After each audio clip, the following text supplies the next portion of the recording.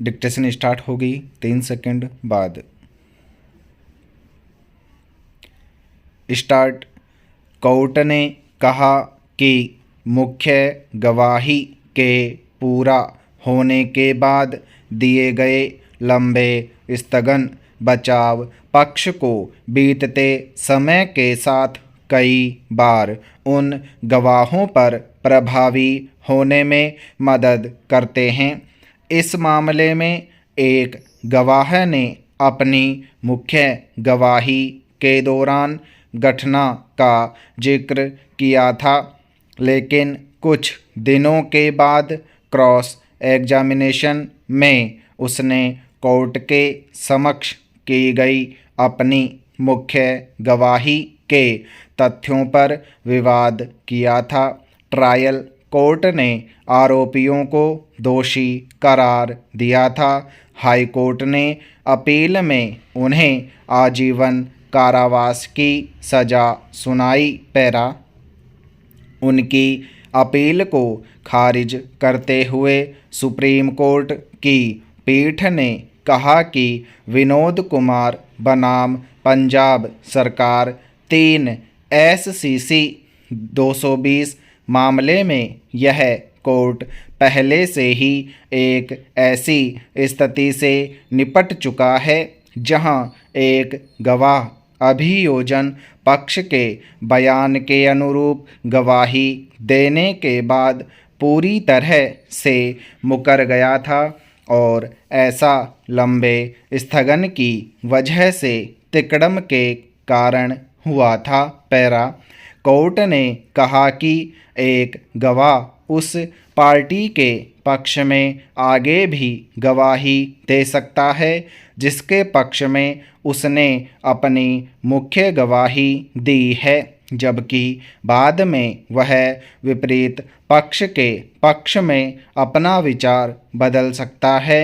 इसी तरह ऐसे मामले भी होंगे जहां एक गवाह मुख्य गवाही से ही पार्टी के मामले का समर्थन नहीं करता है। इस वर्गीकरण को न्यायालय द्वारा ध्यान में रखा जाना है। पहली श्रेणी के संबंध में कोर्ट को ऐसे गवाह द्वारा दिए गए साक्ष्य का उचित मूल्यांकन करने की अपनी शक्ति से वंचित नहीं किया गया है। यहाँ तक कि एक मुख्य परीक्षण को भी सबूत कहा जा सकता है। ऐसे सबूत जिरह के बाद पूरे हो जाएंगे। एक बार गवाही प्रक्रिया समाप्त हो जाने के बाद उक्त गवाही पूरी तरह से कोर्ट के लिए तथ्यों के आधार पर आकलन और समीक्षा करने के लिए होती है। इसलिए न केवल विशिष्ट हिस्सा जिसमें एक गवाह मुकर गया है, लेकिन जिन परिस्थितियों में यह हुआ उस पर भी विचार किया जा सकता है। विशेष रूप से ऐसी स्थिति में जहां मुख्य गवाही पूरी हो गई थी और बाद के बयान के पीछे के कारणों का संकेत देने वाली परिस्थितियां हैं जिन्हें अदालत द्वारा समझा जा सकता है।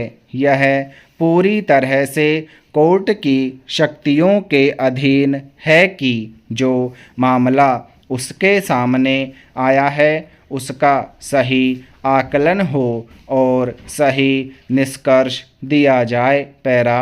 सुप्रीम कोर्ट ने राजस्थान डिस्कॉम पर विलंब भुगतान अधिभार के रूप में 1376 करोड़ रुपए बकाया के दावे पर अडानी पावर के आवेदन पर अपना फैसला सुरक्षित रखा। वर्तमान विवाद का पता सुप्रीम कोर्ट के 2020 के फैसले से लगाया जा सकता है। जहां उसने राजस्थान विद्युत नियामक आयोग और विद्युत अपीलीय न्यायाधिकरण के फैसलों को बरकरार रखा था। उक्त फैसलों में कहा गया था कि अदानी पावर क्षतिपूर्ति शुल्क का हकदार है, लेकिन बिजली खरीद समझौते में किए गए दावे के देर से भुगतान अधिभार का नहीं।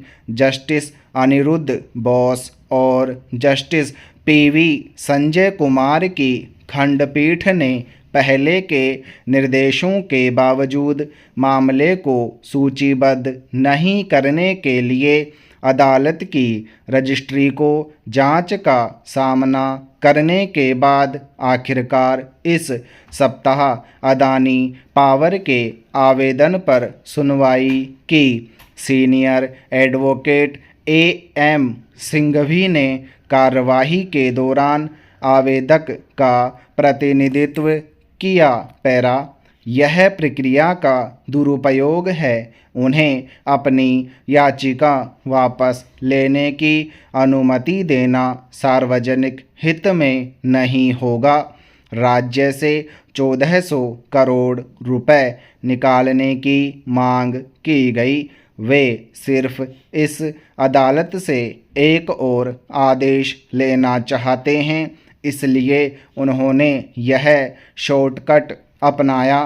पैरा, सीनियर वकील ने यह भी सुझाव दिया कि अडानी पावर के पक्ष में पहले के आदेश भौतिक तथ्यों को छिपाकर और अदालत को गुमराह करके प्राप्त किए गए। इस तरह वे 2020 के 3 न्यायाधीश पीठ के फैसले के खिलाफ गए।